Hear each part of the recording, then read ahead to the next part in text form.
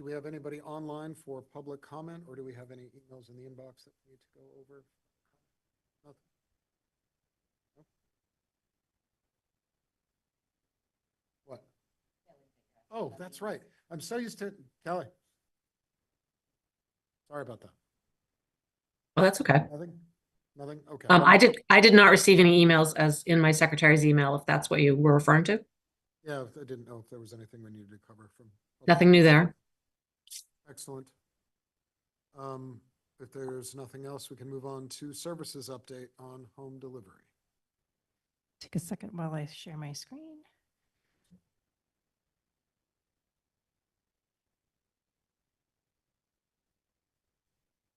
I won't go over all of this in depth because you can take it home and read it at your leisure.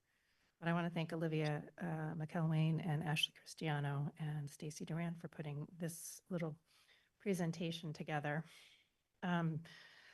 We have a service called home delivery. It's something that we sneak in a lot of statistics. It's not something that gets trumpeted out, but I think it's very important. It is where people can request having books and materials brought to them. Usually it's people that we used to call it homebound services. So it was people who were definitely on the older scale of things and couldn't get to the library. We're really trying to expand it to people who might have more temporary things, maybe just a surgery or something that's going to keep you from getting to the library, but you'd really like to have your books maybe for like a month or so or 2 months. It seems like the average surgery recovery rate is 12 weeks. So maybe it's just 12 weeks. So we're really trying to expand that. Or you're homebound because, not homebound, but you can't come to the library because you're taking care of someone who's homebound, so you just don't have time. So this is a service that we're trying to expand, and it's going really well. We work with a lot of volunteers. Olivia and Stacy and Ashley put together the cost. There's a cost of having our librarians who are doing the book selection and doing the logistics and management. But the delivery that we use volunteers for is actually really quite effective. And I think it's something that we've had one volunteer who was getting home delivery for a while and then didn't need it anymore and wanted to become a volunteer to help out folks in the same situation. So you can see over FY25, FY26, we really saw an increase in the number of deliveries that we have. We have 18 current steady patrons. That number can go up and go down. Our volunteers did 124. 124 home deliveries in FY26. So, that's getting out a couple times a week. I won't go through all these. These are really nice things that they have collected quotes from. We are trying to expand this to not only increase the number of patrons, but provide tech help. That's something, we're working on. We want to craft that very carefully, whether it's the volunteer or whether it would be a library staff member that would go and help. It's kind of a offshoot from the tech help that we're doing at Peter Sanborn and some of the other local congregate housing.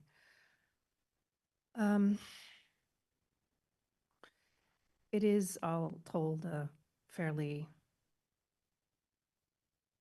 low investment. It's really time. Not that time isn't valuable. Time is very valuable. But it's a fairly low cost service that we can provide. We don't have to pay any licenses for it. We don't have to have any technology renewals for it. It's something that we can manage. And I think it's something that makes a huge difference to a small number of people, but that it's really important that we do that. Again, I won't go through the whole thing because you can read it yourself. Are there any questions about the home delivery service? I have one under the future goals section Yes. about providing tech help appointments. Are you talking like mobile tech support for people? I think it might be you make an appointment and with your delivery you might, or maybe in addition to a delivery or a different thing, you would have someone come help you because you are not able to get here. We spend a lot of time one-on-one with people doing, how to set up your tablet so you can use Overdrive, how to, some of it's very basic and, there's some things we would recommend people just watch a video on or to get themselves started. But particularly when it comes to using our specific services, how to place something on hold, how to use Overdrive, how to watch something streaming. So that kind of technology help.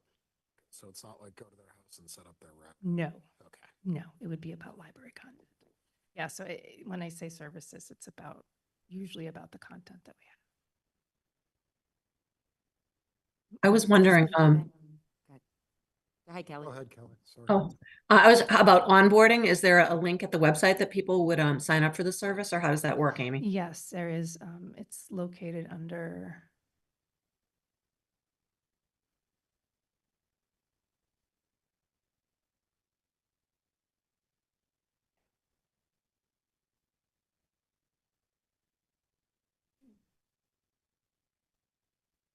It's there somewhere. That would have been a really great thing to look up. Oh, it's under Browse and Borrow. So it's one of the first things that you come to. We assume, I guess, that if you're looking for something to borrow, that's where you would go. We should probably add a link to it under accessibility. So yeah, you can do it. There is a form that you fill out. It's a form that I think has probably changed quite a bit in the last couple of years. If there's any suggestions, we'd love to have suggestions on how to make it a better form and better intake. But a lot of it is just like, what do you prefer? Audiobook, print book, large print book? Do you prefer Westerns? Do you prefer romance? What do you hate? Who do you like? That kind of thing. I have a follow-on question to the tech help. So are you envisioning that the volunteers will have some basic training and they're the ones who are going to be providing the tech help, or will that need to be a librarian? I think that's up for debate, because we also have had in the past volunteers who are very tech savvy. Mhm. So I think it would determine on how, if we were going to use volunteers, it wouldn't be just, do you have a car and can you drive?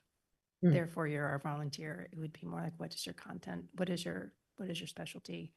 Are you allowed to, how are you allowed? Could you help somebody with this? It would be depending on the demand, obviously, we'd have to balance that. I know Sarah loves going and doing the work at Peter Sanborn. It would be great if we could have a librarian do it. It doesn't have to be, though. Okay. For the volunteers overall, what is that onboarding or screening process? So our volunteers, anybody can volunteer. They have a form that they fill out. Many people apply. Very few people are called. You have to have an interest in it.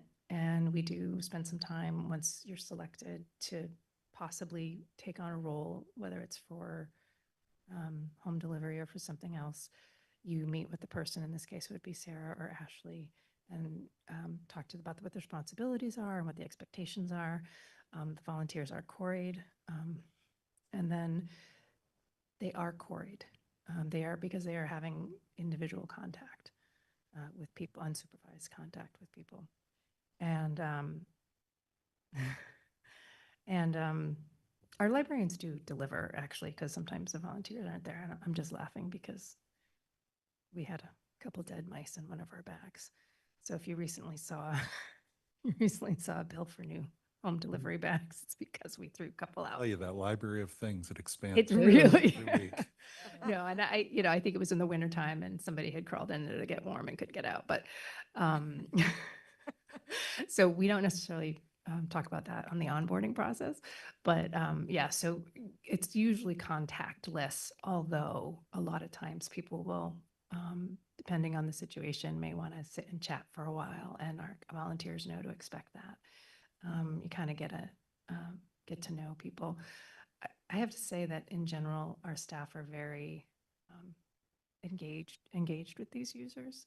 Someone might go into the hospital and suddenly there's a card going around, and everybody at the library is sending a card and saying, we hope you get better soon, and can't wait to get you some more books. And it's really appreciated. It really kind of tags, it's that sweet spot of really trying to address loneliness and isolation. We can't do anything about people on their phones all the time, but we can see about getting you something that connects you to your community. So between the volunteers and the people receiving the service, I think it's a really great one. No, I was interested in these volunteers are different from your general volunteers who are on Yeah. premises and being supervised. So Right, right. You answered the question I Yeah, had. yeah. Thank you. If you're just coming in to help with the jewelry swap, probably, and you're, 16 years old, we don't necessarily vet that. Anything else on this topic? Any other questions, anyone? If not, we can move on to review and discussion of the policy of lending to decertified libraries. Yeah, so we went over this several times with, I think everybody on leadership at one point or another. That's why there's so many red lines. The first thing we're proposing is that we just rename it policy on services to municipalities with decertified libraries. I mentioned this early in the year. We really need to look at this policy. We need to, even if we don't change it, there probably should be a vote regularly to say that you reaffirm it. According to the state laws, which were incorrectly cited, so I fixed that. According to state laws, we need to the trustees do not need to offer services if the library is decertified. Basically, it's an encouragement to have all libraries in the Commonwealth maintain a certain level of funding and services. We're noticing more libraries are changing it from just lending to services, because as we get more and more into programming is as competitive as borrowing. So if right now we have wide open registration for the most, you don't have to be a Reading resident. But experience has shown from other libraries, Marblehead recently underwent a renovation, and I think it was Swampscott. Am I geographically close on that? I hope. I think it was the Swampscott reported, and they're smaller, had an overwhelming number of people not just coming into the library, but trying, this was just a construction project, right? It wasn't even that they were closed. Well, they were closed, but they weren't closed for budgetary reasons. They weren't decertified. And their programs were just overflowing. And so it is a tax on services, particularly programming as well as lending.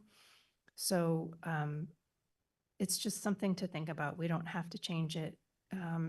Nothing in the content actually references programs. I think it just opens up the opportunity to perhaps revisit this at a future date if you wanted to add programming in it. When we spoke to the staff and the leadership team,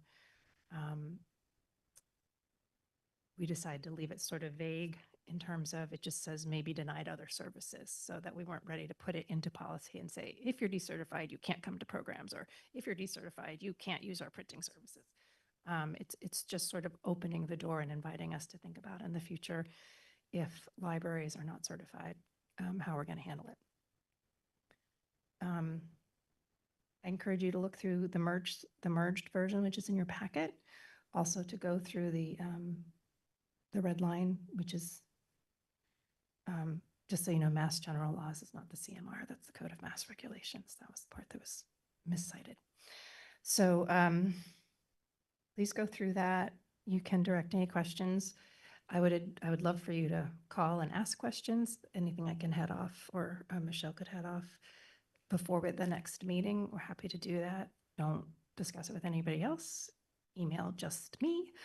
I will reply back to you or call you if you need any clarification on anything, so that you can be prepared to fully discuss this with most of your questions answered before the next meeting in September. But I'm happy to answer questions now if anything pops out at you. Go ahead, Andrew. Go ahead.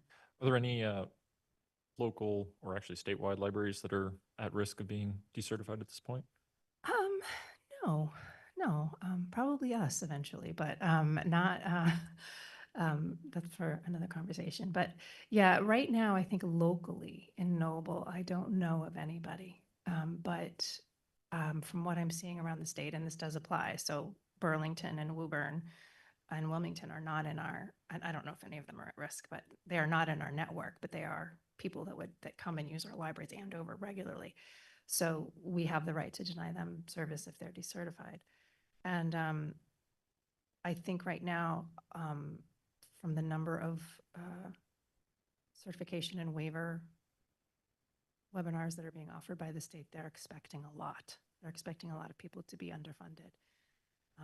And I will say their goal is not to pull certification. They really want libraries to stay certified within reason. So they will, they understand that these are tough times, but they also want things to be equitable, and they don't want to see, 3 departments going up and then the library being, basically unfunded. So they're looking for some parity, but they understand that, yeah, maybe it may be a situation where all town departments are getting a little bit of a hit, and that's when the waivers come in, and it's a whole application process, and the town manager has to go speak, and the board of trustee has to go speak and plead the case. So they don't make it easy, but they do want libraries to be successful. They want libraries funded, and they want people to go to libraries. Thank you. Annette, did you have something to say? I'm just, I feel like I may have misheard you, Amy, so I just wanted to make sure I heard what you said, that you were not explicitly saying you can't come to programs. Correct. But when I read this, Oh, did I put that in there? I'm reading second paragraph, has chosen to extend borrowing privileges and library services only to residents of certified. Yeah, because services is a little vague. Okay. So you're saying we didn't specifically call We out didn't programs there. specifically call out Got it. programs. Sorry, I just wanted to make sure I yeah, understood Right, the nuance you were saying there. right. I mean, honestly, a service could be homebound. I'm assuming most of I think all our homebound people are in Reading. But Yeah. right now, there's nothing to say that you couldn't live just over the line and Hmm. in Mhm. Woburn or something at the apartments there, or if you're going to go all the way out to Johnson Woods, you could probably just go to the next one over. So that might be a service that would be denied. That was, something like that. But programs are probably the biggest concern. How would you even validate or verify that? We just would require Library card. library card number and/or your street address, which isn't to say people couldn't lie, but I think it's Yeah. something that we also have the right to verify. So if you said, Amy Lannon and I live in Stoneham, you might possibly go look up Amy Lannon. and find out Rules that keep they live in honest Reading. people Yeah, yeah. honest. Yes, you're right. Rules keep honest people honest, but it also sends a message. Mhm. It also sends a message. The And this- majority of people are going to be rule followers. And this is something that's easily at the state, what's certified and what's not, and you get notice. Yes, So somebody comes with a card and swipes it. In yes, the system. yes. Well, I mean, I think policy-wise, we've talked about this before, so I think it makes sense because it sends a message. I think the revisions are great. I think it's much tighter and clearer. If you wanted to, in the waiver paragraph, the third paragraph, Yeah. I think you could even have just one sentence. Okay, As, a waiver, you're considered certified. Right. So Yeah. that's it. But I'm fine with it as is. It's just, it's so tighter now. Yeah. I just thought, I'm like, oh, you can make it even more tight. count. The lawyer- I think, but I, from a policy perspective, I'm all for it. And I think these revisions are very clear and give the flexibility where you may need it. Thank you. I agree. I think it's much better now, much tighter, much better to understand. Is 605 CMR 4.01, is that the correct math? I think it's the correct number. It's just, it's not a mass general law. It's a Code of Massachusetts regulation, and there is a mass general law citation, Yeah, which is there is like a mass 41B or It's a something. different chapter. So it's just. um, Okay. So the next review is the tuition assistance policy. This is not really a public policy. This is just something we have internally for our staff. We decided to revisit it. As usual, we look at everything every year.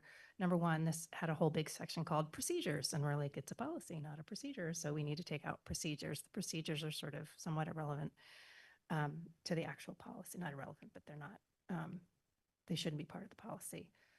So one of the One of the things we do as funds allow is to provide some limited tuition reimbursement for people who work a minimum of 20 hours per week and for people who are full-time at 32 and a half or 37 and a half hours per week. And it does, you know, there's some things that has to be pertinent to your job. I think you have to have worked here. It actually, it should say you have to have worked here for a year. I think it's, at one point it said 6 months, but okay, it should say, It's a year now. yeah, it should say a year because we, that's your sort of your probationary period. So that should match up with our HR policies. And then we have discussed intensely internally how we're going to handle this. But the goal of this is to provide, and this is, I think, how we have edited it, to provide as many people with a little bit versus a few people with a lot. And to express to the staff that we want to help in any way we can, depending on how many people are asking for things and depending on the budgetary limitations. So if 5 people ask for $1,000, we're like, well, we can't afford $5,000, but we could give each of you 250 or 500 or something, depending on where the budget is. So that math would be something we work out internally. We would review, and it wouldn't just be me, it would be the assistant director and the division heads. And there would be, you know, there is an application process. We have to know about it ahead of time. You can't come to us afterwards with I got an A. Also to stress to staff that they shouldn't rely on this as a funding source, but obviously we just want to support. Most of these are going to be people working on library or library degrees or library related degrees. Interestingly enough, we also found out, is it Bunker Hill? One of the community colleges is now offering like an associate's degree in library services. So something like that would be amazing for our paraprofessionals to maybe get some more experience and possibly, I don't want to say skip the master's, but they could get a lot more experience and technical knowledge. So we really want to explore that. It might be also supplementing a person who's working on a different degree, but that is really relevant to what we're doing, maybe working with multilingual learners or something like that. So we can't fund an entire degree, but we could help out a little bit. And again, it's as funds go. As you know, we usually fund, you know, we have memberships, and we'll have a little report on that later. We fund quite a bit, as much as we can, through our municipal funds, and then we try to supplement it very specifically with state aid and trusts or gifts as we can. So I just encourage you, if there's any questions about the actual policy, the intent of the policy. Yeah. I'll just jump in. I think the edits look good. I think pulling the procedure from the policy makes a lot of sense. But really what you're doing is you're keeping reimbursement rates and generally the terms in place as they have been. Yes. For last year. Yeah. And as we're going to talk Yeah. about in a little bit, on the pie chart, we see how much this is Yeah. compared to the CLE type. Right.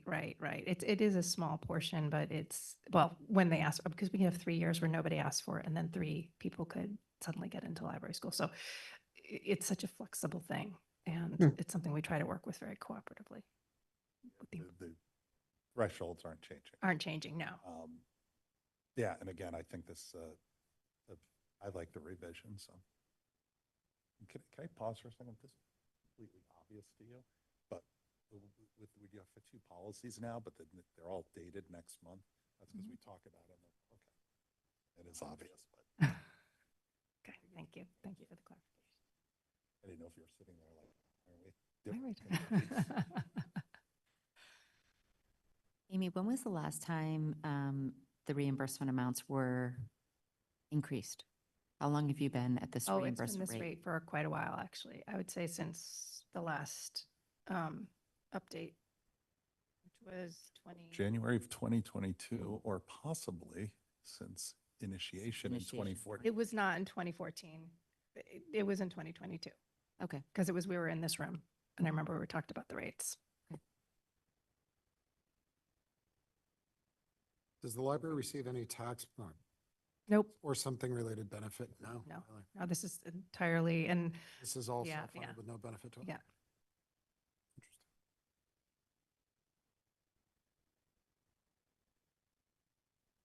I would just add one qualifier under reimbursement.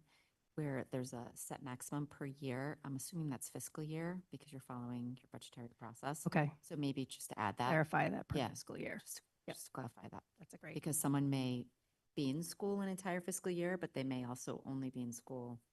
Or, yeah, yeah. I see what you're saying, yeah. Yeah. The calendar years, the Right. academic year, the calendar Right. year, fiscal year. But yeah, when we talked about it, we did talk about roughly 3 quote unquote semesters of fall, the spring, and people take summer courses as well. So that's why, particularly with summer courses, which tend to be shortened, and sometimes fewer credits, but we wanted to make sure. So I think bringing it to fiscal year is really important because we talk about all of this stuff in their April, May reviews, and we want to generate the conversation before people as they're thinking about registering. So, Right. And when they go to class may not be when they're being reimbursed correct, because you're waiting for the grades. correct.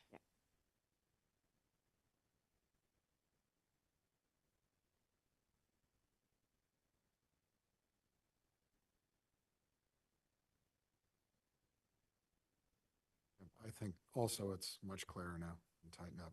The one question I had is, since we removed the procedural part, but I think it's clear under the criteria that whatever the reimbursed coursework or continuing ed is, should be reviewed as part of their annual development. Yes. No further questions.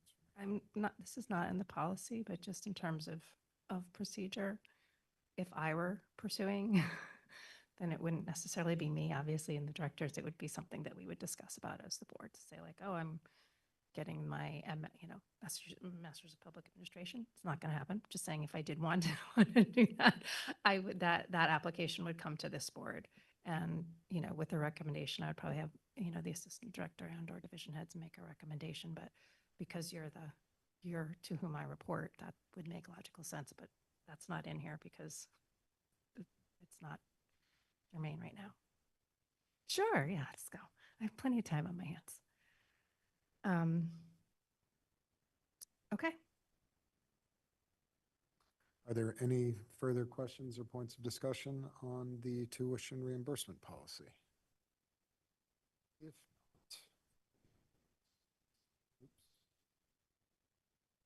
not, the fiscal FY28 budget update.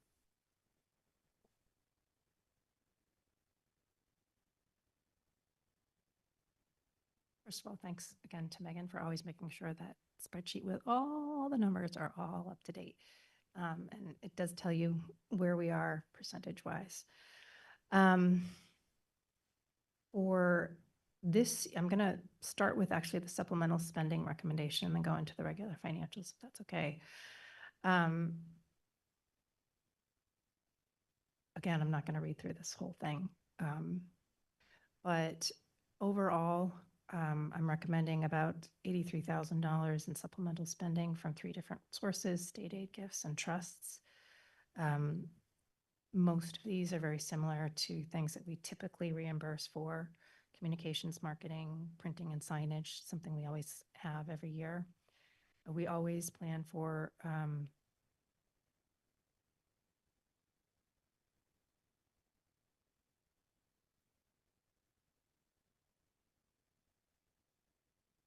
So every year we try to go a little bit over that minimum 13% just in case.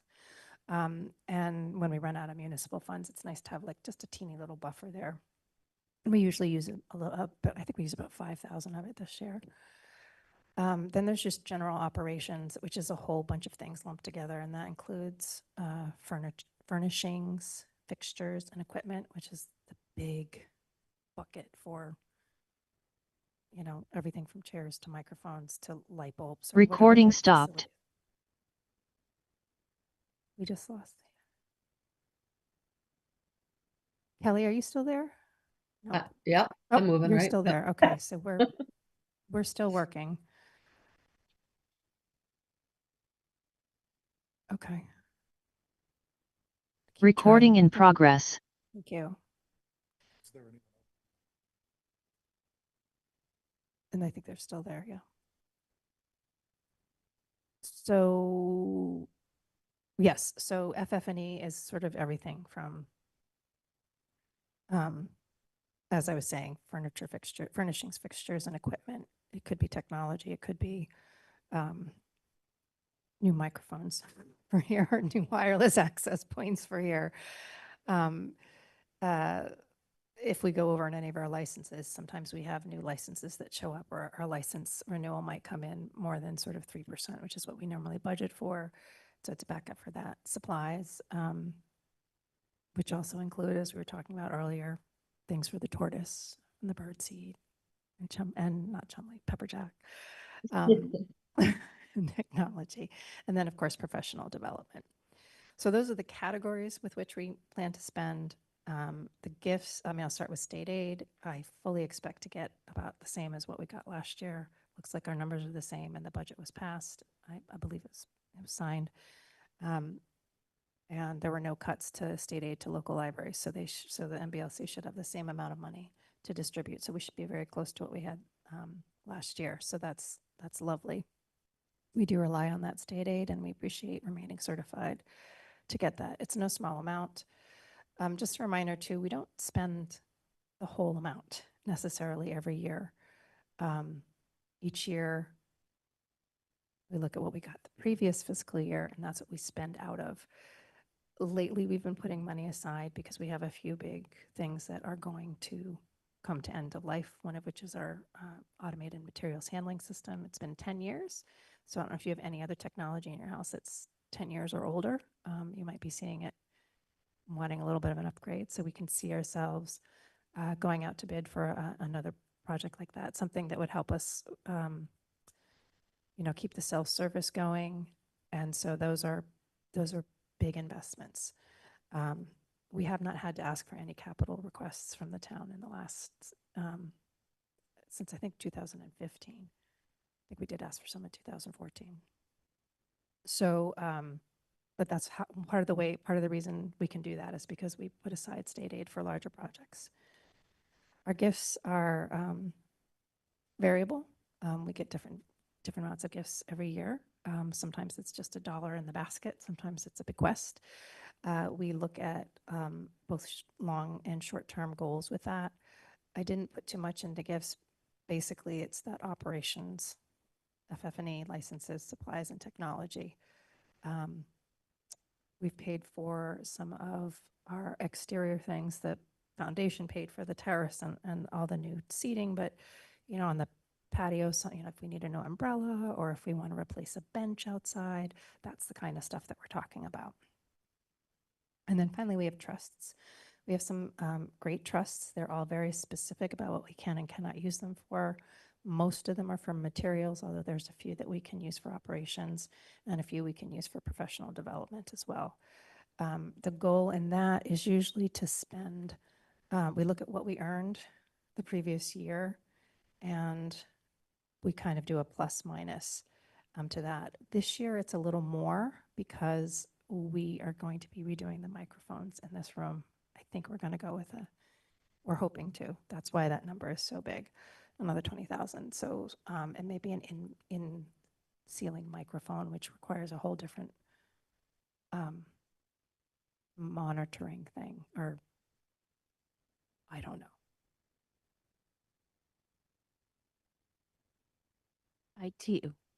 IT wants to make sure that they're all uniform. So we would have the same type of microphone in the ceiling as they do at town hall.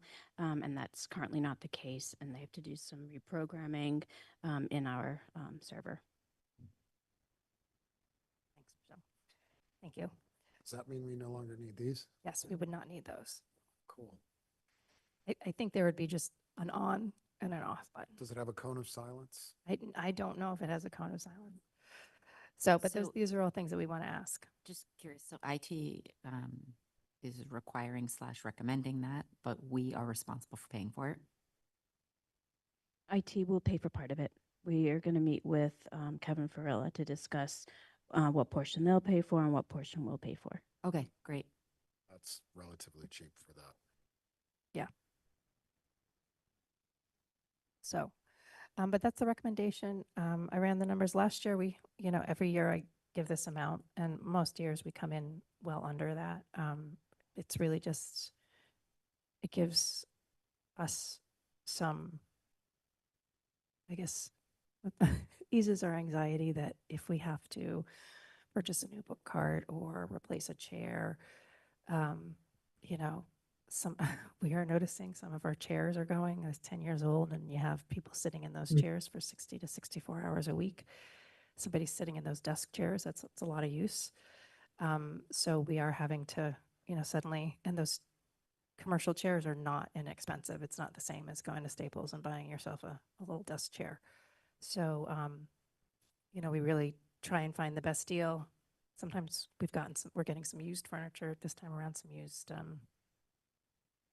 good name brand stuff, but that does cost You money. got Michelle looking at the marketplaces and Exactly. going on Getting road trips. and kiosks. picking- Picking up kiosks, throwing them on the roof. Oh yeah, Michelle, yeah, we do bargain hunting any way we can. Have you seen that? Have you seen the new station? Yeah. Yeah, it's really slick.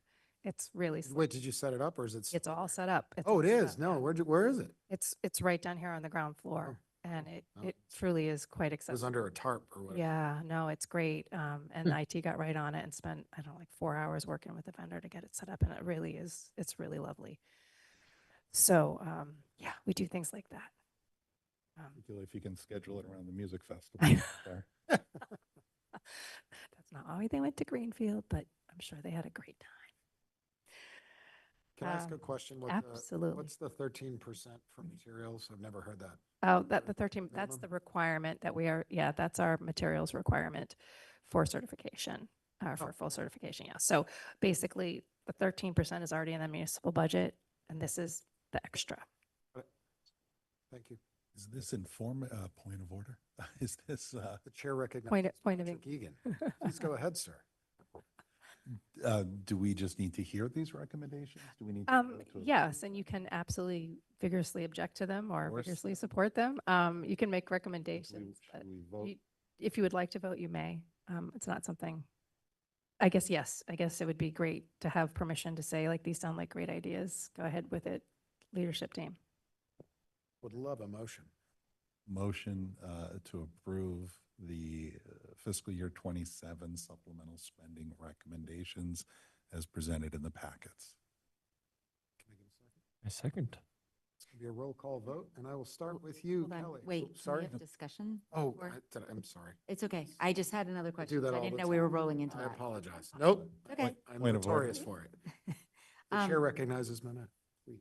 Just a question about the trust, and I'm Yeah. fully recognizing that I was someone who really encouraged you to start spending that Yes. money, that if Yep. people were setting up trust that they want to see their money used, and I think it encourages future people to give money to the library and Yes. see how we're using the funds. So I'm acknowledging all that. Heading into these fiscal times that we're heading into, I'm just want to talk through, is there value in maybe setting a threshold? That we're not going to let our trust get below X. Yep. So that we are continuing to generate some income, and we know each year we're going to have this bit of an income stream coming in from the Yep. interest on the trust. If we let it dip too low, we're not really going to be generating any income for ourselves. That's a really great point. So each of these have a non-expendable fund amount so that they can't go below a certain, that we can't ever spend that money. The 20,000 that is there that is expressed is from back in 2023, we moved $60,000 out of gifts and put it into the trust to help it increase, earn some interest. So it's not original trust money, it's gift money given by the foundation for the purpose of improving the, so to your point, we could take money, there is money in gifts. We could absolutely use money in gifts for this project, and I have no problem switching it. I just was thinking, oh, well, that was money that we put there, so maybe we should take it out. Your point is really well taken, and I'm not a finance person, so perhaps leaving that 20,000. I mean, the intent was always to spend that money that we put in there, Right. but it was recommended by the at the time the town treasurer saying he was looking at our numbers and saying, you have all this money over here, it's not earning any interest. Earning If you're not going to spend it right away, then put it in the trusts. And then the trust commissioners accepted, I think it was $60,000, it might have been more, but it was a decent amount. And yes, we have definitely been seeing some great returns. I mean, $18,000 is great return. So I'm happy to go back and, you know, massage the numbers so that we're taking more out of the gift accounts, which are still very healthy. And And don't really generate interest. they right? don't generate any interest. Yeah. So, Well, these accounts, to be fair, the word's used as interest, but that's not what it is. That 18 grand can't be interest it is. from investments. I think it's got to reflect investment Oh, okay, investment growth, yes. as Yes. opposed to just sitting there. So it's, Right. you know, you're not going to get $100,000 or 100,011 throwing off 20 grand on a year. No, no. So I think that's a really good point to make. Yeah. I Uh, mean, it really is. I'm not a I know enough, but You know enough. Don't sell yourself short. I know quite a bit, but I'm also happy to do that. It absolutely can come out of gifts if that's what the recommendation is, because I only had 20,000 coming out of gifts anyway, so I could easily make that 40 and find the different accounts to work with, and then drop this down to whatever that is would be. So basically swap it out. Right. But, or change that to 10 maybe, change that to 10 and then add another 10 to gifts. If that would make you feel more comfortable, whatever amendment awaits. The gift fund balance right now is 177K. Yep. So we're talking 20. It's not making any investment growth. It's not making any money. So if we took 40 from there, we'd be down to 137 in gifts. What's the downside of doing that? Is there any?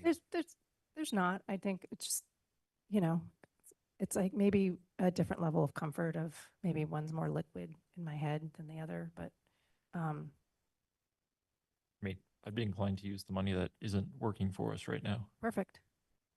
Okay, I think it's a great point. Do you want that to be, I mean, the trusts that are there, the materials is nice and the professional development is nice because those are basic original uses for that, Mhm. for those particular trusts that we're eyeing. One I think is the Barbara Hewitt and the other one is the Appleton Mansfield.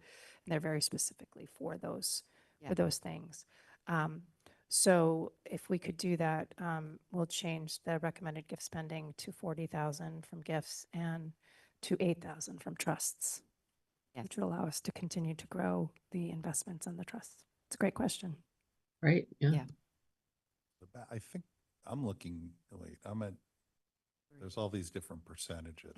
Or as of July 31, You're in the spreadsheet part? I'm in the spreadsheet part. So as of July 31, so now I'm seeing at 100%, the balance for gifts is at the 176. Right.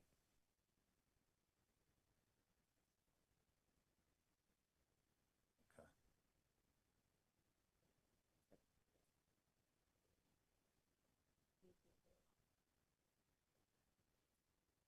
The 149. Did the gifts take a jump up recently? I'm just drawing a blank. I don't Well, it remember. It was big and then moved some. moves from, yeah. Well, and then don't remember, we did the foundation. The foundation gave us money and we've spent most of that, but not all of it. So I'd say there's still like, yeah, Encumbered. it's still encumbered and stuff. So. Yep. I mean, I feel say super confident, but I feel comfortable with spending that amount of money, which we probably won't spend all that amount of money, but I feel like that's a reasonable spending goal. We have no funds for equipment other than technology, which is usually used for public technology. I'm pointing at Michelle.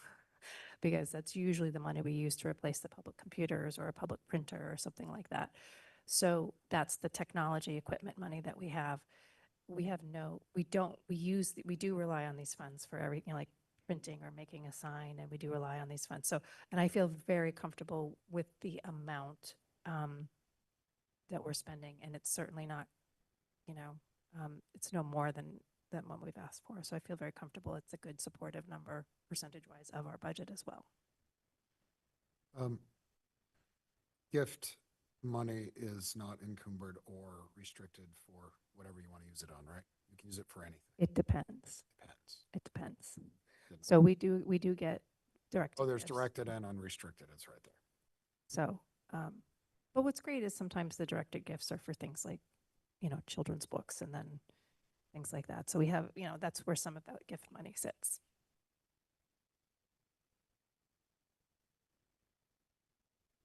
In light of those changes, We need- I think we need the language changed before we. Could have Do amendment. should we amend it here or have you guys change it and then revisit this next month? We can absolutely do that. If that makes you more comfortable. Is there anybody? Or you can vote on it tonight as amended. We can make a motion with the amendment. Think we- Do that. Yeah. Okay. I move we accept the FY '27 supplemental spending recommendations with the following change, that instead of the $20,000 being pulled from our trust for operations, that it will be from gift money. Seconded. Point of order, do I need to have a vote on both the amendment and the original? Vote the first one Vote first, the if I first may one. suggest. Okay. So the first vote will be for the amendment that Mona has just added. Go. What? You can start the roll call vote with me. Okay. Roll call vote on that. I'll start with you, Pat Egan. No. This is the first one, mine. The unamended. Oh, this is the unamended. Thank you. So, We're in discussion over that. Monette, No. No. Kelly, No. Brenna, No. motion does not carry or pass. And now a vote for the amended version as proposed by Monette. And I will start the roll call vote with you, Pat, again. Yes. Monette, Yes. Yes. Kelly, Yes. Brenna, Yes. and I'm a yes. The amended motion. Thank you for. Yeah. Look at that. Well done. I'll get there sooner. Well done, Kathy. We'll get there sooner or later. Excellent. Mona, thank you for bringing that up. Sure. So before we move on to the director's report, have Megan present on the amazing report and the tracking that she does on our professional development. We have 33 staff, regular staff, plus substitutes who also participate. Mm. So there's a lot to keep track of across 3 divisions. And we try really hard to really be thoughtful about what we spend and who gets to learn what. So take it away, Megan. Report that kind of had the data, the professional development, but I wanted to provide an. Okay, okay, I'm sorry. All right, so I had put together a narrative to kind of provide some context explaining the value of professional development here at the library. The library is dedicated to prioritizing and preserving its core values, especially education, and education really begins with our staff. The library is a learning organization and all employees are encouraged to pursue valuable professional development opportunities. All full-time and part-time staff members in every department have access to a multitude of educational opportunities. Staff participate in various professional organizations, conferences, webinars, workshops, training sessions, meetings, site visits, shadowing, and more to sharpen their skills and expand their knowledge and perspectives. By learning about new ideas, the library can expand its educational offerings to better serve the evolving informational needs of patrons in our community. Due to rising costs, we expect to expend our full municipal professional development budget in fiscal year '27. As Amy just outlined, we're very fortunate to have supplemental spending available through state aid and trusts, or just state aid now, to continue investing in educating in our staff, which will allow us to continue providing new, exciting, and high-quality programming, collections, and services offerings to our users. Each year during our spring annual review process, employees and their supervisors are required to thoughtfully identify specific continuing education, professional development, or new skills that will lead to improvement in their current job, future advancement, or career growth. This is in addition to all staff training on key topics like accessibility, customer service, cybersecurity, data privacy, ethics, and more. As you can see from this report, we encourage every team member to take initiative in expanding their professional growth and developing a well-rounded skill set. Due to our staff's enthusiasm for learning, we do our best to allow everyone the flexibility to participate in opportunities they find interesting and relevant to their specific job duties. There are many free and recorded webinars available that fit into our busy schedules and tight budget. Staff have participated in hundreds of different professional development sessions, some of which are highlighted at the end of this report. Our dedicated staff members also attend local, regional, and national library conferences. On May 19th, we closed the library for the day to allow 23 staff members the chance to attend the 2026 Massachusetts Library Association Conference in Danvers. Some of these staff members have never been able to attend a library conference before, and they're very grateful for this learning and bonding experience. At conferences, staff have unique opportunities to attend informational presentations on wide and diverse variety of topics, collaborate and ask questions, view product demonstrations, and actively engage and network with other library professionals and vendors. These unique opportunities are not always available through passive online webinars, and they're worth the cost of travel and registration. In fiscal year 26, there were approximately 48 different instances of staff members attending valuable paid conferences and workshops. For example, the Public Library Association conference takes place every other year, and this year we were fortunate to be able to send 3 staff members. Our head of research and reader services, Sarah Kelso, received a competitive scholarship from the Massachusetts library system, which fully covered the cost of her attendance at the conference. Pursuing cost savings opportunities like this allows us to stretch our professional development budget further for the benefit of more opportunities for more staff members. Learning has shifted over the years with staffing transitions, evolving strategic goals, and other factors, but it remains a key priority for everyone. Every year, our staff members invest hundreds of hours in growing their knowledge and skills. Library staff are proud members of 13 different professional organizations, and many actively participate in leadership roles in committees and working groups, dedicating time and effort to the profession as reflected by the numbers in this report. In fiscal year 26, we approved a tuition reimbursement for Lucy Lee as they completed their master's degree in library science and children's literature. Our support of Lucy's learning over the years has helped them evolve and expand their role within our organization, transitioning from a substitute to a library associate in borrower services, and most recently to their true passion as a children's librarian. Other staff members have indicated similar future higher education goals. I have personally benefited from the generous support of the library as I earned my master's degree in library and information science and pursued additional professional development. I know that all the staff are beyond grateful for these invaluable investments in the shared future of both the team and the library. Annual professional development spending varies due to travel costs and unexpected yet important opportunities. We make every effort to be frugal in our spending, using discounts and sharing rooms when possible. As with other budget line items, we strive to make the most of every dollar spent on professional development to improve the quality of our team and the library overall. Thank you. Thank you. Thank you. Any questions about the report?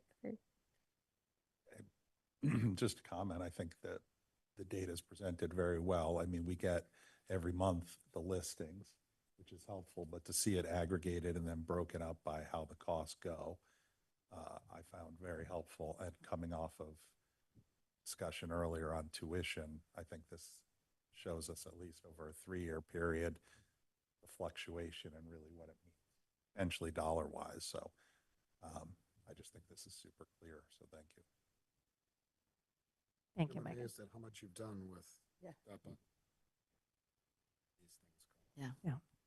So, And I think it's great that the budget continues to be a priority and that you're creative in how you're funding it, even when things are getting harder to fund. yeah, I think it's part of, it's a great part of our retention strategy. I think so too. to make that a priority. So appreciate that. And thank you again to Megan for putting that together. It's not easy to, it's a lot of data. Again, it's across 30 something people. So, okay. It's also nice to see, particularly with the, like you said, the ability for everyone this Yeah. year. 2020, 2000, yeah, 2020. God. Just those years where nothing has happened. Yeah. There were also years where a couple people were doing things like this. This is getting a lot, Yeah. spreading it a lot, which is helpful, I think. We have, we know of at least one employee who has been accepted to library school, and we have 2 more that are looking into applications and asking a lot of questions. So I think it's, you know, longevity is always a wish, but not always a guarantee. But I think that working here, people will leave better public servant, public library people than when they came. So I think that's mostly due to the amount of continuing education we offer. Yes. Okay. That's the minutes. Can I stop? Quick question. Yeah. Going to the agenda overall, there was a line for fiscal year 28 budget. Oh, We- darn it. I don't think we do. No, Coming up and I was thinking maybe you'd forget that. No. Just a quick update that the select board did vote to put a $6.5 million override onto the November ballot.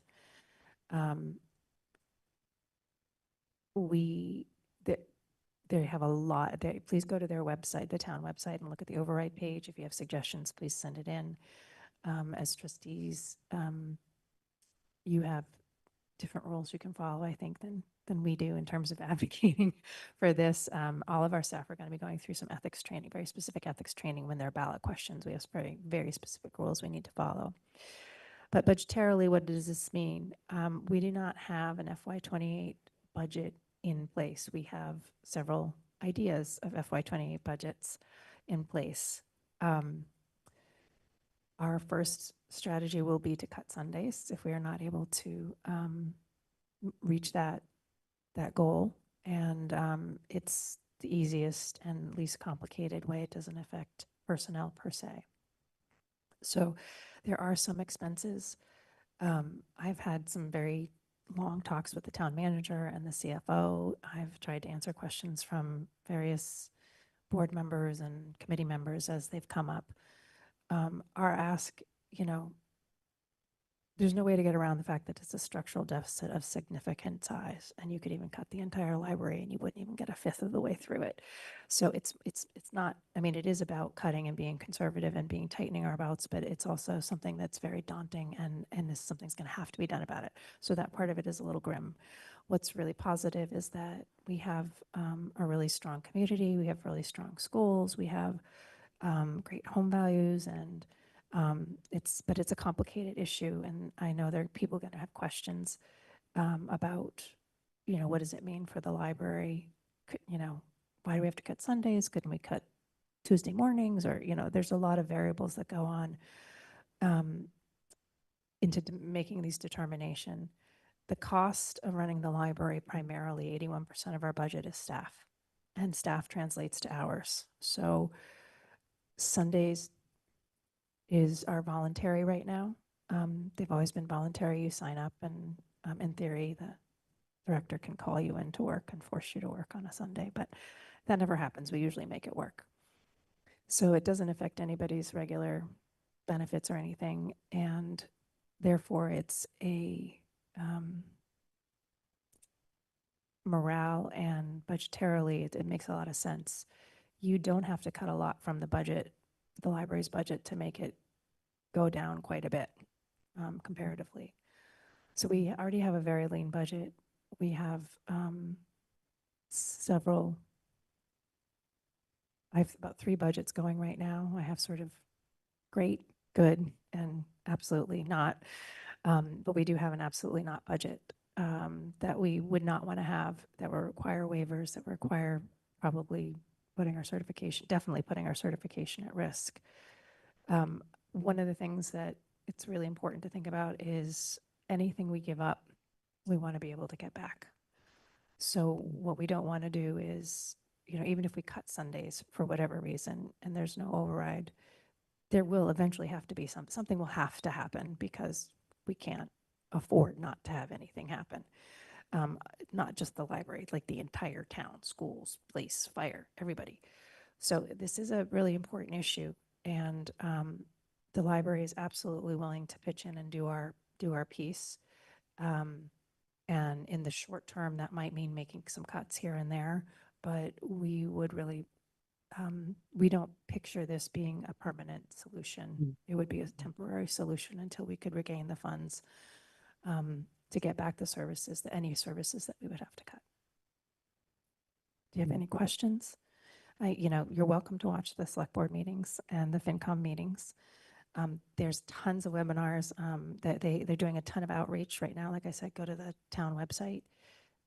They have recordings, they have slides. It's very clear. And for the record, a 3% budget is something like $40,000. For us to go up 3%, it's a very small amount of money. And we're fighting to get, I don't think we'll be able to get that $40,000. We're looking at more like a 1% or 1.5% budget without an override. So.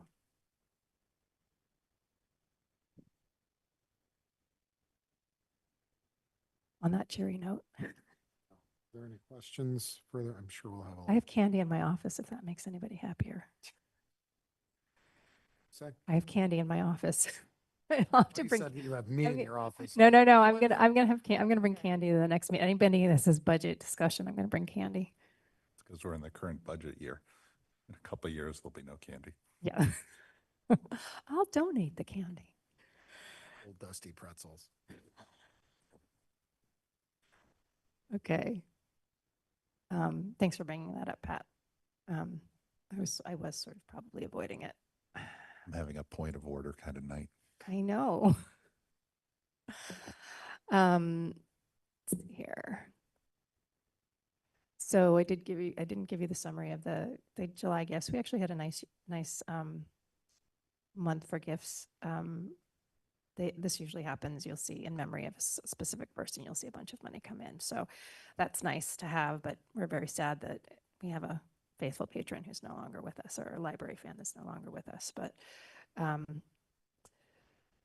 our statistics, we look at our collections and all those other statistics. I gave you this month, last month, and a year ago. They're sometimes difficult to tell. I will say we are aware that, as our electronic content goes up, a lot of our physical context goes down. I think it would be interesting to do sort of a longer perspective, not just 3 years. I don't think it's because people aren't reading. People are still reading and writing. They're just reading slightly different formats, and they're looking for different formats. We continue to have strong library cards. There's usually between 75 and 100 new cards issued every month. That's partly from turnover of people moving out and moving in. Programs, I feel like programs are a little better under control.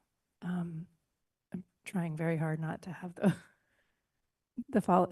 Michelle is reporting that the fall does not look good, that there's probably going to be 60 pounds a month. We have an amazing staff, and they love that. We have been doing a little shifting.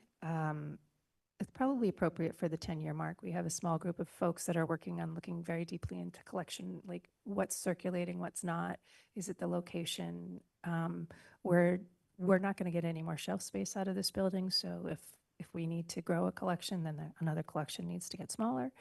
So we have a group of very dedicated librarians working on where that's going to go. So one of the things is our new graphic novels and new romances moved to the ground floor. We also rearranged the teen area the other day. We wanted to move a table, and after about 3 hours of discussion, we decided to rearrange the books, and that was going to make us happier. We still have the problem with the table, but that's a purchasing issue. The Let Grow program. Do you want to say anything about that? So this is the second to last week of the Let Grow program. I think there's 157 kids who are doing it. And every Monday, what I do is I take the slips and I plug them in. And people are doing things like calling all these different stores to find out if there's a something they're looking for is in, going up to a librarian and asking them for help for something, riding their bike, baking cookies, getting themselves to bed by themselves, because the age range is from 4 to 13 I've seen, and it's really great just to see all the different things that kids are doing, and then just working together with the different town departments. Thanks. I hope you've seen signs for it around town, but it's a great program. We have Touch a Truck, formerly known as Vehicle Day, but now just defaulted to Touch a Truck because that's what everybody else calls it. On Thursday, we had this brilliant idea. Instead of doing it on Tuesday when we're open to the public, we'll do it on a Thursday, and we can enjoy a quiet parking lot. For this year, we have purchased a sensory respite tent, which is going to sit a bit away from it. We've been working with a lot of groups that work with young people and even adults that have sensory processing issues. It's part of our Culture City training and the packets that we have, kits that we have available.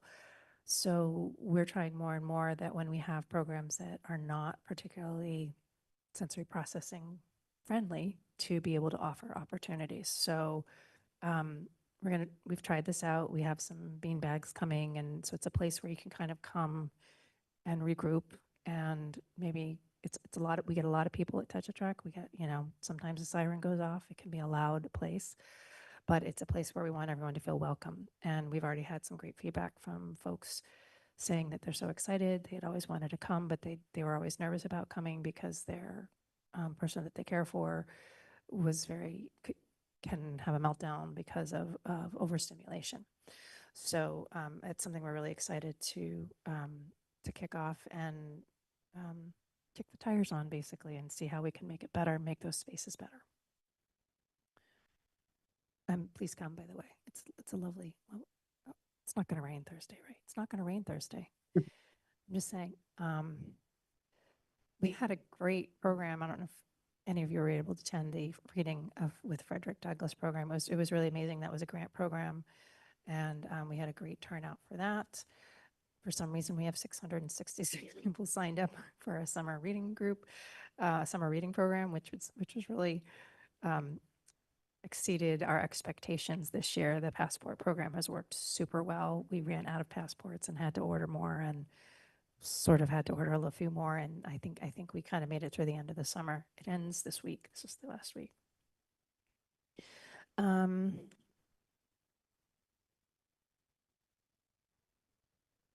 I don't have a ton left other than to say under personnel, Megan McCabe has moved on, and we're waiting.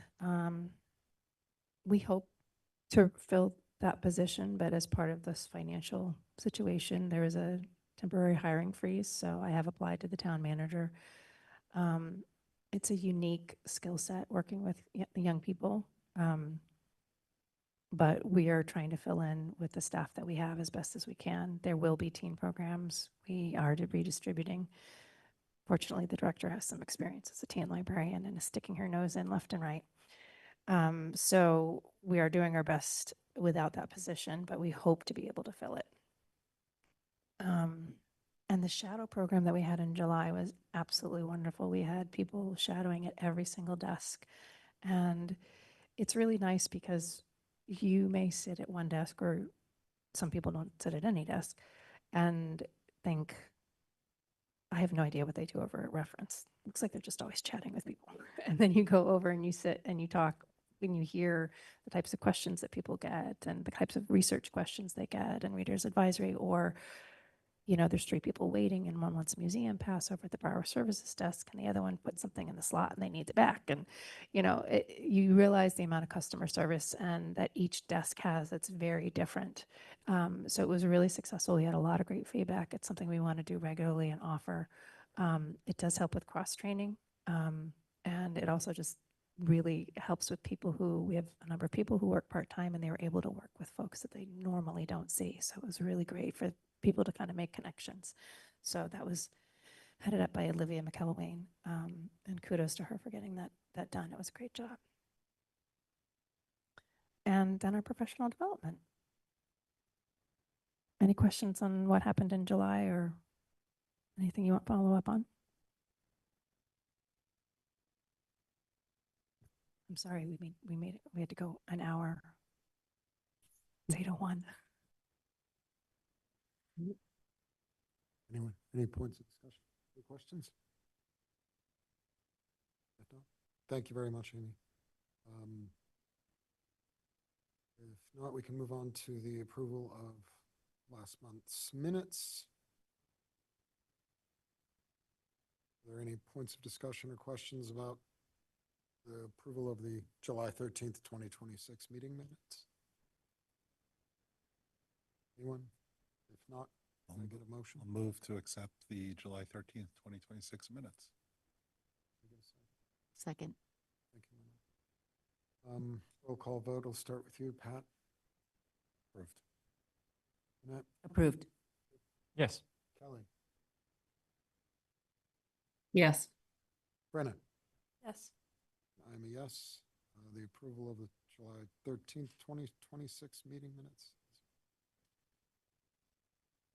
Next item on the agenda is future agenda items. I really, I'm sorry. I'm point of being a order. Go ahead, pain Pat. This week, I don't know what got into me.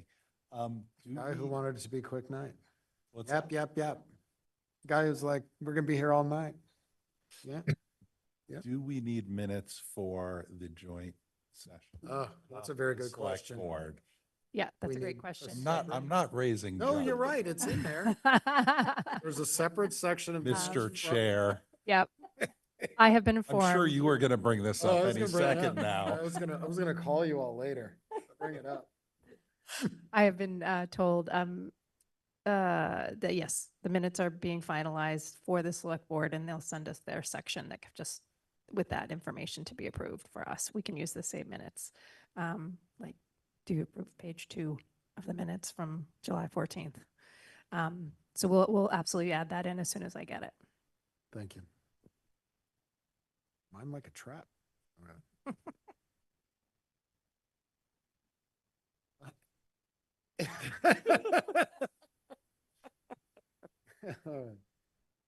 Future agenda items. I guess Amy, I will defer to you on these since you've added them.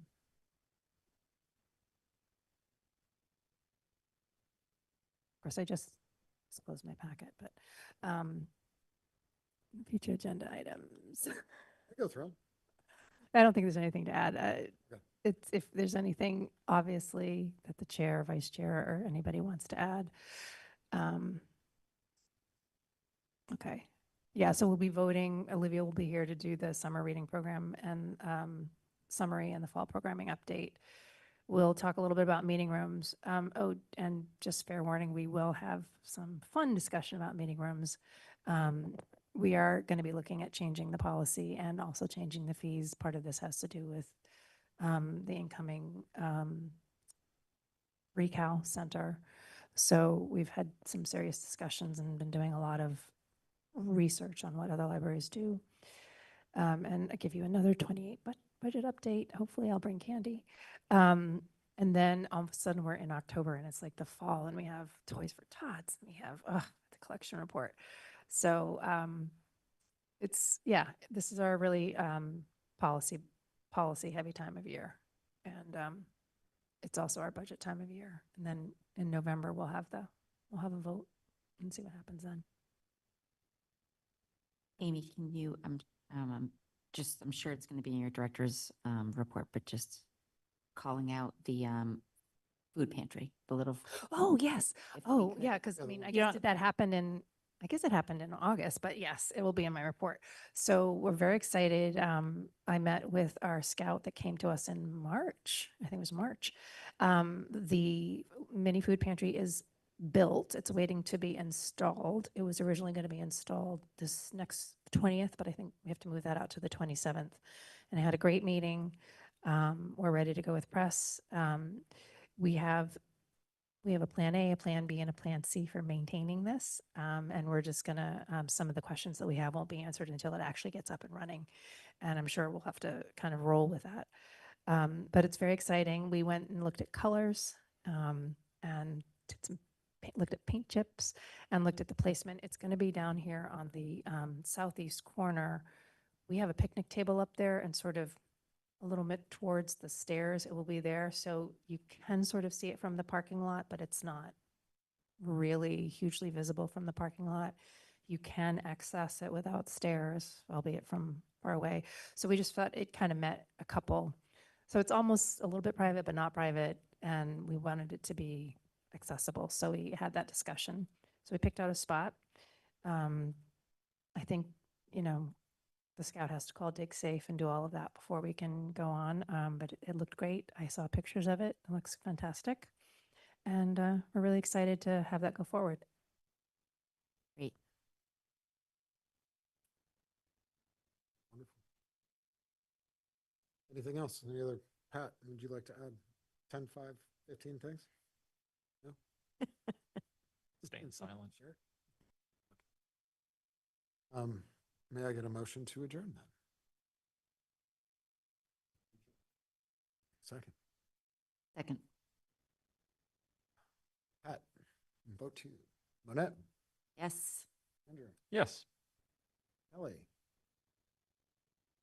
I saw a yes. Brenna. Yes. I'm a yes. We are adjourned officially as of 8:18 p.m. Monday, August.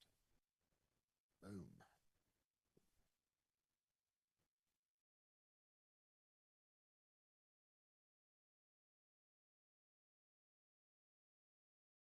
Recording stopped.